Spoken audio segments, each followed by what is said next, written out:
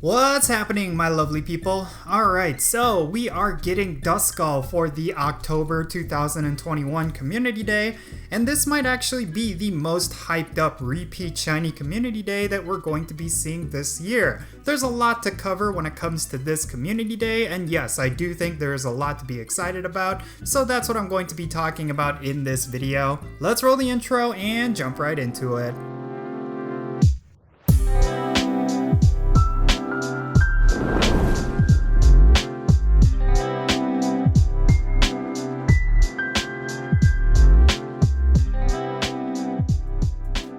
Alright, so you did hear right, we are going to be getting Duskall as the Community Day spotlighted Pokemon in October of this year.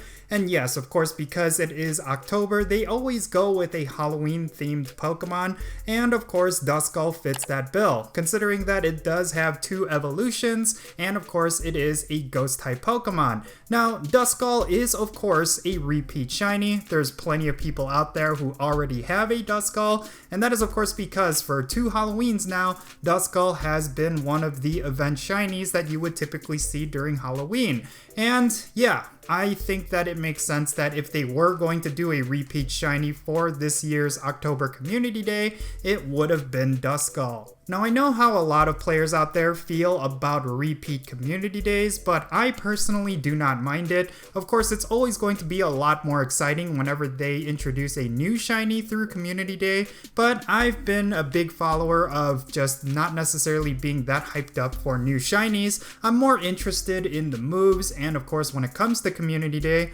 I always want to go for those shundos. So for me, it doesn't really matter if the Pokemon is new or not when it comes to the shiny form. I'm more interested in whether or not it's going to be useful. Because of course, if I do end up picking up that Shundo, well, I really hope that Pokemon ends up becoming a useful Pokemon. And it looks like Duskall's final evolved form Dusk Noire is going to be just that, considering that it will be getting Shadow Ball as its charge attack exclusive move, and I'm pretty excited about it. Now, I haven't done a deep dive on a Dusk Noire with Shadow Ball, but I can imagine that it's going to be really powerful, considering that Dusk Noire is a very powerful Ghost-type Pokemon. Maybe it will get outclassed by Pokemon like Gengar and Giratina Origin Form, but still, it will be a solid second option. And I really do think that by giving it a very powerful charge attack like Shadow Ball, it could potentially be a powerhouse for PvP. I'm really excited about this Pokemon. I do think there's a lot of great implications behind it,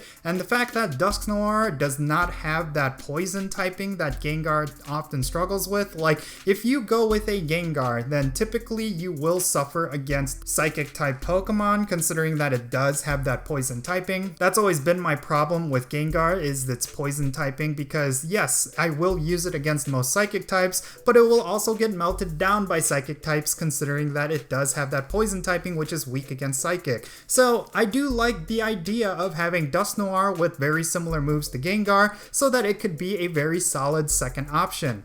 Real quick, let's go over the details regarding this particular community day. Like I mentioned, Duskall will be the featured Pokemon, so you will be seeing nothing but Duskall in the wild, and of course it will be on Saturday, October 9th, 2021 from 11 a.m. to 5 p.m. Now, considering that this is going to be happening in the beginning of the month as opposed to near the middle or the end, means that we're probably going to be getting other special events that they do not want this to overlap with. So I'm pretty curious how the month of October is going to go in terms of events. We currently have the Season of Mischief meta event that's ongoing, and it should last all the way through October, so there will be branches of that event that will involve Halloween themed Pokemon like Ghost types and Dark types. So I do think that it's going to follow a central theme. So yeah, I'm really excited about this one. I mean, it's like I said, if they were going to do a repeat Pokemon, I would have hoped for it to be something like Duskall, and for them to give Dusk Noire a very powerful move like Shadow Ball. So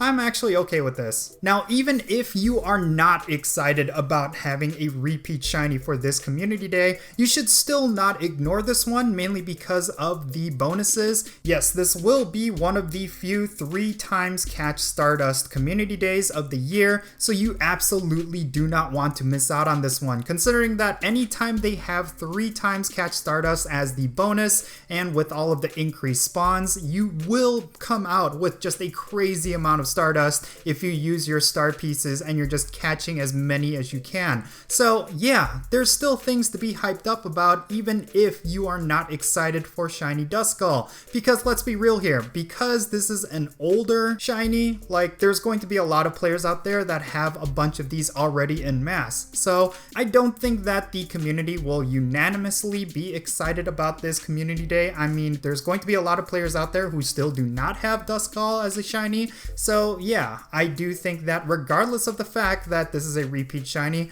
you still can enjoy the 3 times catch Stardust, because a lot of players out there are in desperate need of Stardust, considering that with XL candies and with maxing out Pokemon, and then of course with PvP, Stardust is still the most important resource in Pokemon Go. So anytime they have a community day with this particular bonus, I honestly suggest that you go really hard on that community day, regardless of what the Pokemon is. But yeah, aside from that, all of the other stuff are pretty typical of a community day. There's going to be a $1 ticket that is going to be somewhat optional. Like, I haven't really done any of them. I honestly think the only time I ever did the purchase special research ticket was for Gible, and that is of course because I wanted to get as many Gible candies as I possibly could, considering how rare of a spawn Gible is. So yeah, I don't necessarily know if it's going to be worth it. I mean, it's all going to depend on what they do with the special research, like if they give some really good premium items.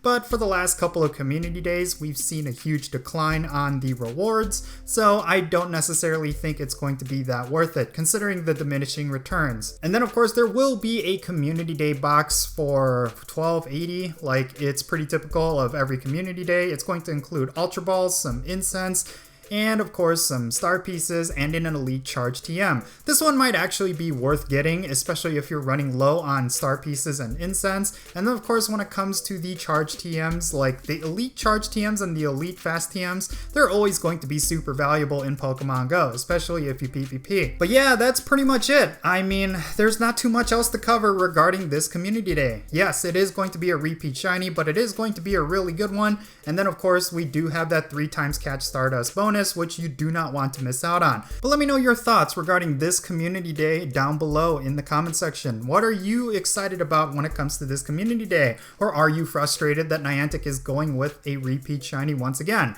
Let me know and let's have a great discussion. And yeah, if you ended up enjoying this video, make sure you hit that like button and subscribe if it's your first time here. I am Count Jinsula. Be safe, have fun, love yourself, and I'll catch you all later.